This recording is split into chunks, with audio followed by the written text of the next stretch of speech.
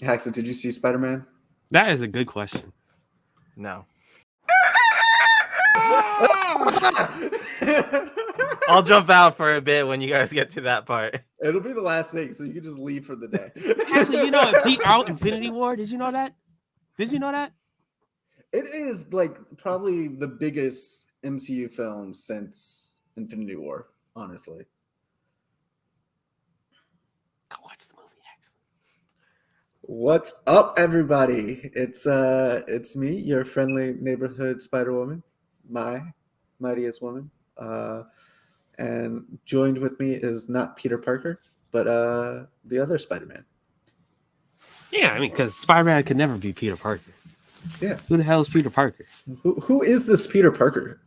I keep hearing about him, but I don't know who he is. I've never met a Peter Parker in my life. Sounds like a loser. You know, I feel like he gets called Penis Parker. Yeah, probably by a few people. But yeah, I guess we should start off with some ratings, and I think. And not without me, because I also saw Spider-Man. I just want to see your guys' reactions earlier. God, fuck you, actually. And then I will edit that reaction into this part so people will see if they're not watching this live over on Twitch and YouTube. Yeah, actually, you bastard. You got Why us. would you do that? Because I thought your reactions would be funny. I think it'd be really fun if we also rank this into the other total of 9 Spider-Man films that we have. Oh, okay. All right. Yeah. I see how much people are doing that. So I did almost fall asleep at the start, but we survived. We kept going. I watched it. Okay, you went at like 6, didn't you? I went to the mall. I bought a ticket. The movie was like 11:15, but I was in there like 30 minutes early, so I was like just sitting there waiting for credits and everything to start. So after 30 minutes, the trailers finally started. By that time, I was kind of getting bored and sleepy. Yeah, I feel that. All right, so yeah. All right, let's start with some rankings. What are we comparing this with? Like ratings, all the live action Spider-Man or Spider-Verse included? Live action, but let's do rating, like your number for this. Oh, that okay. I'll give it an 8. All right. 9.7. All right. Well, I'm gonna break it. I'm gonna break the scale. I'm going 11 out of 10. I've seen it twice now. I'm gonna see it a third, and honestly, it's rewatchable. I'm probably gonna buy the movie. My only it was fun. It was enjoyable. My problems were they talk too much sometimes, and there were no sharks or dinosaurs at any point in this movie. Well, you can't always get sharks or dinosaurs. I mean, you need those for a good film, though. If you want it to be a masterpiece, they aren't necessary. You got the octopus, though. Yeah, you got an octopus. That's not even closely close. First of all, that's an invertebrate. It's a completely separate thing from the vertebrates that include the archosaurs and the constrictians. I don't know. It's in the water. No, what about whales in the water, and they're like the worst things ever in the world. Whales are the worst thing in the world? I thought those were dolphins. I thought that was cetaceans. Cetaceans in general, they're included. Dolphins, porpoises, whales. Don't let Steph hear you talk dolphins. She's working with dolphins now. She's a part of the enrichment team at the National Aquarium. I've heard terrible things about the dolphin team over there. I mean, she literally just started. So my friend Lindsay, she works with the sharks, and she said the dolphin people are pretty stuck up, and if their fish fall on the floors, they won't even feed them to the dolphins. I'm so confused. There's beef between fish groups? Apparently. Yeah, so I guess rankings, like we can just do a top 3 out of the 9 Spider-Man movies that have happened. We're going Spider-Man centric movies, not movies that Spider-Man has also been in. If that makes sense. No Civil War. There's no Civil War, no Infinity War, no Endgame. Okay, it's a lot of the ones I haven't seen. Yeah, so the Spider-Man centric ones. I'll go first, I guess. I'll say No Way Home is number 1 for me. And then I'm gonna say Spider-Man 2, and then I'll probably say. Wait, so Spider-Verse part of this or not? No, Spider-Verse is not. Otherwise, that would be my number 3. Number 3 is where it's hard for me. Spider-Verse would have been my number 1. Or I still Spider-Verse think might have been my number 2, but like it still gets hard at number 3 for live action. This is live action only, Haxley. Okay. I was gonna say Spider-Verse would have been my number 2. Yeah. So No Way Home, Spider-Man 2, and probably Amazing Spider-Man 1. Interesting. And the reason for Amazing Spider-Man 1 is because they do a lot of really good comic-centric things. And there's specifically like 2 scenes in it that give me chills every single time I watch it. I've only seen like parts of it on FX. That's fair. Jeff? So if we're doing just live actions, I would have to go Spider-Man 2, No Way Home. Number 3 is hard. Yeah, because I had a set number 3 with Into the Spider-Verse, but like Yeah. now that you're saying it's just live action, it's kind of throwing me away. All right. I guess it's 8. Not 9, because Amazing Spider-Man 3 Never got a third one. Never made it. Yeah. That's why I thought Spider-Verse was included. If you were including like the ones that are a spider, You know, Into the Spider-Verse is going to be top 3. Like it just is because it's almost flawless. I'll probably go with, dare I say, all right. So not even critically, but personally, Spider-Man 3. That's fair. Like Spider-Man 3 was big for me as a kid because it was like I got Venom, the black suit. Like it's pretty iconic, and then it's also got some pretty awful moments, but they're supposed to be cringy. Those awful, cringy moments are some of the most fun moments that we've gotten in a comic book movie ever. That's true, and they were done purposefully that way. Like people always forget that Sam Raimi wanted them to be what Peter Parker thought was cool. Yeah. For me, I guess I'll go with Spider-Man 2, the new one we just got, whatever it's called. No Way Home. No Way Home. And I guess the first one with Tobey Maguire. Spider-Man 1. Okay. Yeah, I think my close one for top 3 was actually Homecoming, and that's because there's again like a couple moments that give me chills every time I see it. It's the Michael Keaton scene in the car. The Michael Keaton scene, and then him, Peter Parker under the rubble. All right, because that is like shot for shot comic, just like him coming out of the rubble. Someone made a fan edit where they put the main score from the original Tobey Maguire series over that scene, and it just sounds so good. Yeah, the original score for the Tobey Maguire Spider-Man, that theme is probably the best Spider-Man theme. It's so good, and I believe that was Danny Elfman. Yeah. So I mean, Danny Elfman's incredible as a composer. I've been actually playing that theme like nonstop on my way to work since I seen the movie. It's so good. But honestly, all the themes are pretty good. It's just Danny Elfman is above and beyond. Indeed.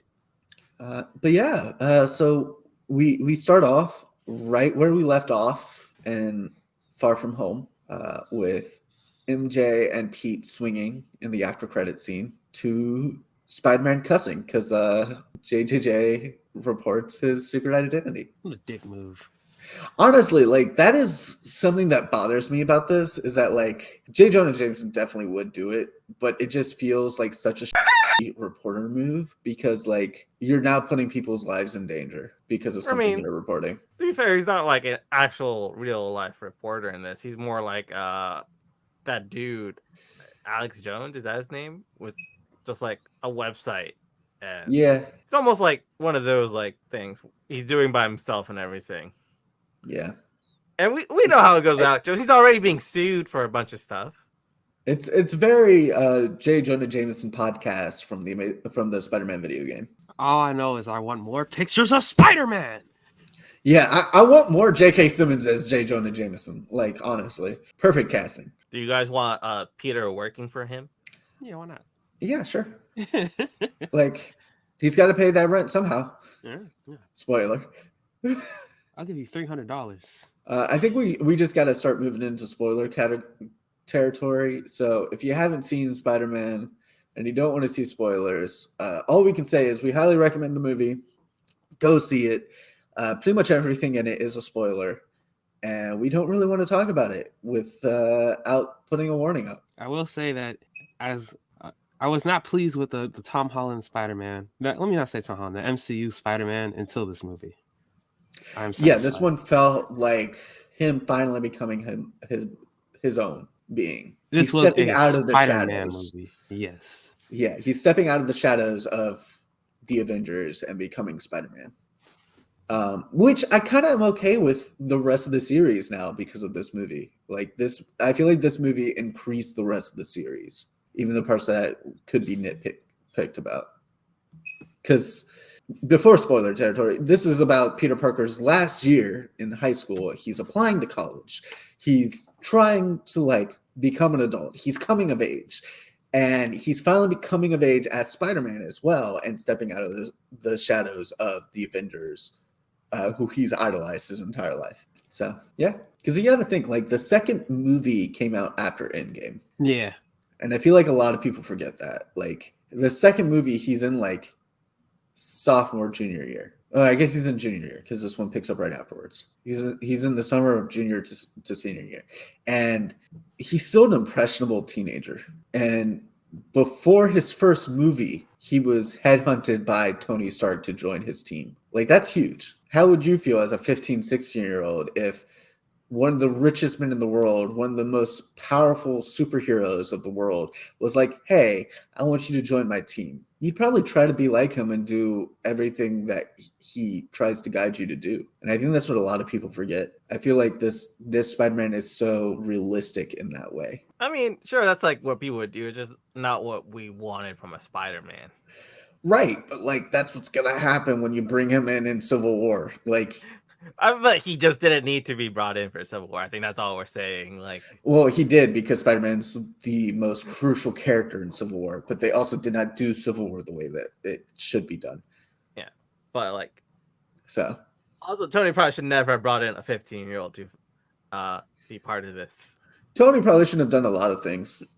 And that's the issue. Is like Peter should never have been involved because Tony should never have involved a 15-year-old. Tony's full of bad decisions. Like, He is. But yeah, entering spoiler territory. Here we go. Should we just start with the big one that started off early in the movie? Sure. Charlie Cox! Charlie Cox is Daredevil. Confirmed. Which isn't probably the best way they could do it. I was very excited. Honestly. He's a very good lawyer. Yeah, he is. He's a damn good lawyer. That was one of my favorite all we got from him. Because like now he doesn't remember who Spider-Man is, so there's probably no reason for him to help Peter Parker. Yeah. Yeah, but I like the fact that they brought Daredevil into it because Matt Murdock typically is the person that defends Peter Parker when he's on trial. So it's great for the people excited for Charlie Cox, but I feel like it would have been better as an introduction for She-Hulk because we're getting her show like soon. I mean, that's fair, but She-Hulk typically is a prosecutor over a defense attorney, if I remember correctly. So if anything, we would have had to have like a court thing, but it seems like it never went to court because it can charge Peter Parker with anything. That menace. Yeah, that menace to society. That spider menace. I want more pictures of Spider-Man. Yeah, but what else is there to say? Charlie Cox catches a brick without being able to see. Everyone's shocked. The movie honestly didn't go the way I thought they were gonna do it. Honestly, I was caught off guard. I'm really surprised that they were able to do everything. Yeah. Every single little thing that showed up on Reddit or anything that people wanted seemed to come out of this movie. And they found a way to make it flow well. The pacing was very good. The first half was, fun for the normal MCU fanatics if they like that kind of fun MCU style humor and stuff. So you got. We already discussed me. You don't really care for. Yeah, but that's why the second half hit me right there. Yeah, I don't. Yeah. I agree because the first half dragged on for a long time. I felt like I was looking at my watch like, when is this over? The first half is longer, but it's a lot of setup, and it's setup that pays off very well. That I think is the big thing. Yeah. Is that It paid off well. It still just felt like if I could, I would just walk away from this because it was just taking too long for it to set off. Yeah. Well, I don't know what to tell you. I don't know. There's just so much good in it, and I was really shocked by some things like Ned having some magical power that I'm sure will come back again. Maybe. I don't think we'll see them again for a while, honestly. I think it'll be the second half of the second movie of the trilogy. Yeah, we see Ned finally become the Hobgoblin.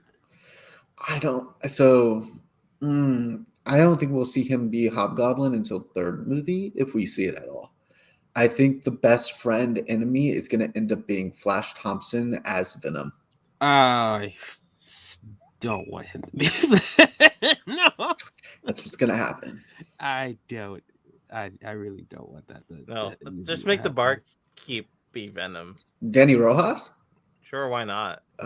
That's not he's there when the symbiote was left. That's not actually his name, but that is the character he plays in Ted Lasso, and he's hilarious in that. The symbiote's right there. Let's make him Venom. Yeah, no, I don't think he'll be Venom just because he was a no-name character. I gotta start somewhere. I think they're gonna go the Flash Thompson route, and I think I'm hoping they do a bad villain, a bad Venom, correctly. They should, I believe, hopefully. And then we riot. So it probably is gonna stick to Peter first, like it's supposed to. Yeah, that's what I think is gonna happen. Is it's gonna wind up in New York, and it's gonna end up sticking to Peter. But what I'm hoping is that doesn't happen until either the end credit scene or the very beginning of the end credit scene of the first film or the second film, beginning of the second film. And the second film needs to be him with the suit completely before he sheds it for the third film. It needs to be a full arc of Venom. It does not need to be one movie. That'd be interesting. I think that's the appropriate way to do it, because there's just otherwise it goes too quick and it doesn't really give as much power to him getting rid of the suit, getting rid of the black suit, especially because we finally got a classic Spider-Man suit. Yeah. Oh my God, that suit looks so good. It looks so good, and I'm glad that he built it. Yes. Oh yeah. I'm glad that he made it. He sewed it up. Yeah. That pleased me so much when I saw that. I was like, oh my gosh, I got literally everything that had been missing from like a solid swinging scene. Him actually spinning up his own suit and woo. I got 3 woos. Yeah. Woo! Yeah, there's so many moments that just gave me chills in this. It was like the 3 woos into them landing into all of their different poses. All 3 of them doing science in a school lab. I'm something of a scientist myself. Yeah, that just made me chuckle. There's so many callbacks to the old films that were great. So many, and they were so necessary. My one of my favorite parts of the movie was Peter. Peter who? Peter Parker. Yeah, that's just the same. Peter, the computer. Oh yeah, okay, that's me. That was just so well done. I enjoyed spoiler, and when Andrew Garfield showed up, and he has to prove that he is Peter Parker. And so he sticks to this is enough. And it's like, that's not enough. No, it is enough. No, that's not enough. I don't know what y'all want. The mom is just like, can you get the cop up on the other side? Or Toby showed up and he's like, oh great, it's just some random white dude. I like how they both said yeah, we try not to give our identity. It goes against kind the of yeah. I mean, to be fair, MCU probably does not have this problem. Everyone already knows his identity. Yeah, everybody but Spider-Man keeps their identity out in the forefront in the MCU, which is kind of how the comics work, anyways. Like Iron Man usually is only Iron Man for so long before he comes out as Tony Stark. Captain America is always known as Steve Rogers. Like it's why Civil War was such a big deal in the comics, because it was literally a team of Steve Rogers going like, no, it's a bad idea for everybody's identity to be out because problems happen, and Tony being like, no, it's perfectly fine because he has money and nothing ever happens to him except lose everything. And alcoholism. Yeah. What can we talk about Will Dafoe? Oh, so good. Probably the best part of this entire movie was Will Dafoe. Did Yeah, I y'all feel know like- he did his own stunts? That was all him. What? Really? Yeah, he does Yeah. his stunts. He did. Incredible. He said he He did wouldn't all do the those movie Batista unless bombs. he was a full part of the movie, and he did all his own stunts because he So- wants to earn the right to be the Green Goblin. That's incredible. And that's why his and Holland's fight scene looks so good, because they both do their own stunts. Yep. So that's 66-year-old Will Dafoe going over Batista God. bomb. dropping Batista Tim, bomb. Tom Holland through three floors. So I don't know if y'all heard about the move that was coming from the Insomniac Spider-Man game into the movie, but the one that it was the Batista bomb that Tom Holland does, where he webs their feet, pulls them up, and then slams them. Yeah. That is in the game. Yeah, I saw clips of that on Twitter. I was like, oh my God. Yeah. I wish I had the game. Yeah, I didn't even notice it, and then I was playing it. I think it was last night. And I was like, "That's the move," because I accidentally do it. You can't like do it on purpose. It's a random triggered event. Right. So, but yeah, I fucking love Will Dafoe throughout this entire movie. I don't think there is anyone else I could accept as Green Goblin anymore. yeah. I mean, that was always the case. He was just so good. Like he has definitely And earned that role. Like His that's face him. acting and everything is just it's so incredible. That's why he's like the one good thing in Death Note. Yeah, honestly, he's the only good thing in Death Note, the Netflix adaptation. Yeah, something of a scientist myself. Yeah, I'm gonna keep saying that until somebody shoots me for it. no, the another thing I really liked was the like, I have this back thing, and he's like, "Oh, do you want me to crack it?" I was like, "Yeah, y'all are getting old. You would have back problems from swinging all the time." I love how all their story arcs had some completion to it, like Toby catching the glider or Andrew, catching MJ. Well, I knew that was going to happen because the way that they showed it in the trailer, it's shot for shot Gwen, and it's like Andrew's going to catch her. Yeah, like there's no other way you make that satisfying. Which I was kind of disappointed though. Like it still excited me, but I feel like I would have been more excited if the trailer had less hints to them being there. Yeah, they tried their best though. They tried their hardest not to show it. They really did. I felt like the weakest villain was actually Jamie Foxx. For me, it was Electro and Sandman. I felt like Sandman, like that's who Flynn Marco is. It was same static performance. Electro just kept trying to be too cool. It felt like. Yeah. So I know because of COVID and everything, the actor for Sandman and the Lizard weren't able to come because they couldn't come for the reshoots and everything because they had other stuff on their schedule and with COVID and everything. So they actually never came on set. They only did live voice work, I think, really. That makes sense. But Jamie Foxx has no excuse. Yeah, Jamie Foxx has no excuse. I do wish that the Lizard was treated with a little bit more respect, but he's the actual weakest villain there, so like him being pushed to the sideline doesn't really bother me. I was so confused on like, did the Lizard just know everything was gonna go down? What do you mean? Because why did the Lizard go with them to get scared? It like when everything's about to go down, it's like, oh, it's time, and he kind of slashes out of the van and everything. Like, hey, he just assumed. I mean, obviously, yeah, but I don't know. You heard the It just seems so weird and wild. Like, why did he come with them in the first place? He's just gonna assume this is gonna happen, and if it doesn't happen, he's just gonna get cured. Yeah. He's so confident that something's going to happen that he goes along. Like, They're all villains like me. Something's gonna stop this. This is like a terrible idea.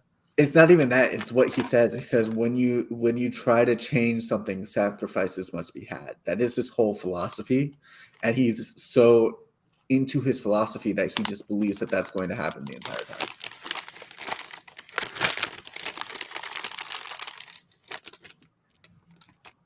So that's really what it is. For me, Doc Ock was great. Yeah, Doc Ock was. I mean, he was going to be great. Yeah.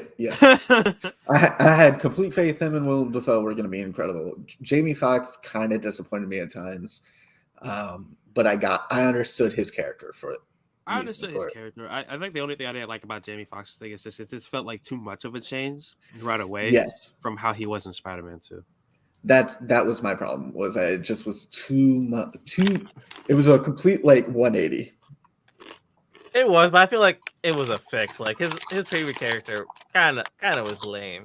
A super fan who just couldn't. Yeah, was upset about Spider-Man not knowing his name. Yeah, 100%. And he also had the best line in the movie. Was it the butt naked one? I mean, that one was good. I was more thinking of that. I thought he would be black. Yeah. Spider-Man should be black. He is in some universe. Yep. My favorite Spider-Man is black, and it's not the mask that Jeff is wearing. My favorite is not black. They are just like 1,000 spiders wearing a costume. Well, they're black spiders. Are they like brown something? Look, they look like brown recluses, but they're probably not brown recluses. No, they're not. Seeing Tom Holland snap really connected to me it really made me like him as an actor. Yeah. Tom Holland has always been a great actor. Job. Yeah. That shot in the rain was absolutely incredible after May dies, and he's just you can see him crying in the rain, and it's just so well done. Him standing alone watching the tower with J. Jonah Jameson saying that it's all his fault. Yeah, and him just sitting there and watching. It was so good. And then him just completely thrashing Green Goblin in their second encounter. Yeah, was phenomenal. You could really see the rage in his expression. The rage, the not holding back. I feel like that's something that people often forget about Spider-Man, is that Spider-Man as a character holds back he's very Superman in that way. He's constantly holding back his punches. Because he's dealing with humans. And while he is a human, he's a super powered human with crazy super strength. Yeah. And you definitely saw that when he's punching down, denting the shield with ease, doing the get over here to Green Goblin and just going in on his face. Yeah, Spider-Man is a juggernaut in the Marvel universe. He's a juggernaut when he's 16. He's not even physically matured yet. And I feel like that's something people always forget about him. He's not mentally, physically, emotionally matured until he's 25, which is why by the time he's 30, he's considered the smartest person on earth. Yeah. It's just something I feel like people don't realize about him. And I feel like they did a really good job of showing it in this movie. No, they this whole movie, they showed every bit of Spider-Man that needed to be shown, and they did it very well. Yeah. And then they also had the not making fun of Toby for his organic webs. Yes. They're more intrigued by it. Yeah. Which other stuff they did together is maybe one of you guys can answer this. Do we know how Spider-Man got his power in this universe? Yeah, he got bit by a spider. But where did the spider come from? We don't know that entirely, but we just know he got bit by a radioactive spider. We'll find out in the show.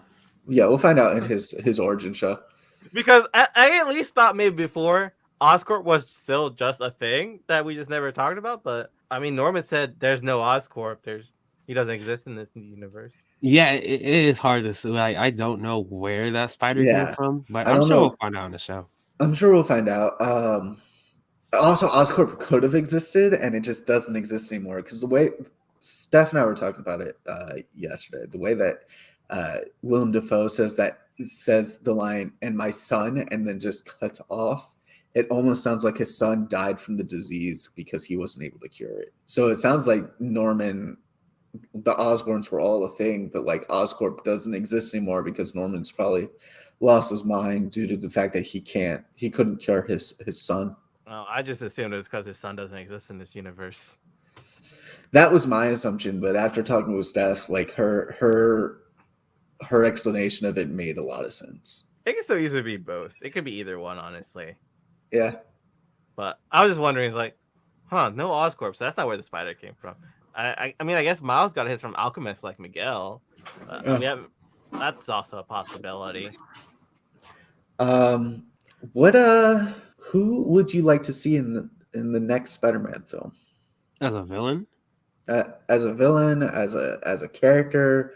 I think the only one, at least for the next film, I guess they'll have to bring in Scorpion, right? That's who I think it will be. I think J. Jonah Jameson will hire Scorpion because he wants an anti-Spider-Man. But I also am hoping that they bring in a Black Cat. That would be nice. And it would like make the most sense. Yeah. It would make the most sense, honestly, if she appears, at least in one of the next movies in the trilogy. I also wouldn't be surprised if we get a Gwen Stacy soon. Yeah, I was thinking him going to college, he's going to need some new friends. So I was thinking... Well, he's not going to college. Do we know he's studying for his GED. Oh, he's studying for a GED. Yeah, because he doesn't exist. He doesn't exist. He has to. His school doesn't remember him. Like, he still probably has a social security card because, like, but he's wiped from everybody's memory. I wasn't sure how this magic works because, like, what if MJ just has photos? So would magic erase every record of him? Even so, then he wouldn't have social security either. I think it would. I think it would remove all personal records of him. So anything that would cause remembrance of him. I don't think a social security card would cause remembrance of you. Like, I think he still has a birth certificate and a social security card, which is all you need to be a person in the U.S. Maybe. I don't know. Or maybe he got forged once. Yeah, who knows? But he had to rent that apartment somehow. Yeah. I was just wondering, like, so it's like, did it take care of all, like, photos, videos, pictures? Because it can't just be people's memories, because that'll be too little. Yeah, I'm really curious if there's a back door that Strange has left open to remember him by, because that's what happens in the comics is when it's made that people forget who Spider-Man is or they forget who Peter Parker is. If he, like, takes it off his mask near them or around them, they remember. And all of their emotions come back. Or all their memories come back. I mean, I guess we'll have to wait and see. But, yes, I mean, if others are going to school and he's not, he's going to need new friends group. I don't know who will be his friends. I guess Gwen. You could have Gwen. You could have Felicia. You could have him start working at the Bugle, and there's a few people that he meets there that he becomes friends with and dates in the comics. There's a few people. There's a lot of people, in all honesty. I don't know much about Spider-Man comics, so Gwen is like all I can offer up at school. I don't know if Felicia's the same age or older. Felicia is typically a few years older. She's usually like, if Parker is 18, 19, she is 25 years old. All right, but sometimes she's around the same age. It really depends on the writing. I wouldn't be surprised if they de-aged her a bit, but I really hope that they bring in Felicia. Yeah, they should probably bring in Felicia. We'll probably see Daredevil. Yeah. Some of the comics. Oh, you know who we'll probably see? Johnny Storm, because Fantastic Four is now owned by Disney. Yeah. And Johnny and Peter are big friends. So. But would that be the next movie or just like in general in this trilogy you want? Probably somewhere in the trilogy. I couldn't tell you which one. Yeah. I wouldn't say the next movie because we'd have to have Fantastic Four already in development. I think the next movie should probably be Scorpion because he was set up in the first movie and we just haven't used him since. But I mean, the first movie, they probably will just focus on Spider-Man. Yeah. It'll just be like a Spider-Man movie. So just Spider-Man characters for the most part. We'll probably get Shocker again. Did Shocker not die? Well, Shocker did die, but then somebody else became Shocker. Okay. That was kind of the whole thing of the Vulture killing him. I'm really, really interested in Morbius because Michael Keaton shows up in Morbius, and we all know Michael Keaton is the Vulture. Yep. So, what is generally my expression of that. I am looking forward to Morbius. I'm thinking it's just gonna be I think it's a red the Tom herring. Hardy thing where he's just there for like the few hours that Spider-Man's happening. He just so happens he's nowhere near Holland. Yeah. And that'll be the scene we get, like an after credit scene that they decided to use for the trailer. Or, they just paid Michael Keaton to make that trailer and never Keep use people guessing. We'll find out in Yeah. what, 2 weeks? I thought it was like mid-January. Is it mid-January? I mean, January's not that far off. I can't see my mouse. My computer calendar does not have the movies. My phone's all over there charging. Let me see. You could just Google it, Huxley. Oh, well, I'll already grab my phone. Wait. Morbius comes out January 27th. Okay. That was really hard to do. It is the day before, or 2 I days thought before. about doing a stream in this cosplay, and I am now realizing that I can do it without the mask. But with the mask, it's impossible. Nothing's impossible. It's just an extra challenge. I can't see my mouse. I That's can't extra read challenge. anything. I won't be able to play Halo like this. Extra challenge. I can't even play Spider-Man like this. Extra challenge. People love challenge stuff. But yeah, I think that's all we have to say about this movie. And yeah, it was really good. More people should watch it. Highly It was recommend alright. it to anyone who wants to see it. Axel's a Spider-Man hater, though, so when he says it's all right, it's good.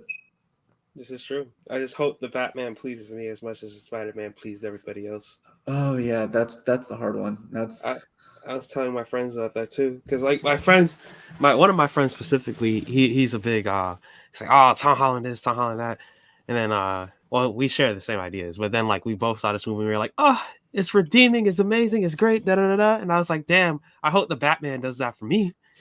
Yeah, It probably won't. that is definitely the hard thing. If it doesn't, I don't know. May have to go on a little voyage. Go down to HBO Warner Brothers. Yep. Have a discussion with them myself. Wait, why is it easier to see once I put another lens up? No, sir. Somebody explain the physics of that to me. Is it like because I'm putting another grid? All right, but we should let Jeff get to work if he's got work. Yeah. Well, that concludes our episode where we're discuss Spider-Man No Way Home. If you like what you saw, go ahead and like, subscribe, and follow us at our social medias. I'm Haxley GV everywhere, like Twitch, TikTok, Instagram, Twitter, and YouTube. This is my Mightiest Woman on Twitch, Twitter, and Instagram, and not Peter Parker. Would rather be anonymous after the events that transpired. So yeah, have a good one. We'll be back next week where we'll discuss other films like Matrix, Encanto, and our shows like Hawkeye and Young Justice. And The Witcher and Wheel of Time. All that stuff. It's a lot next week. Yeah. All right.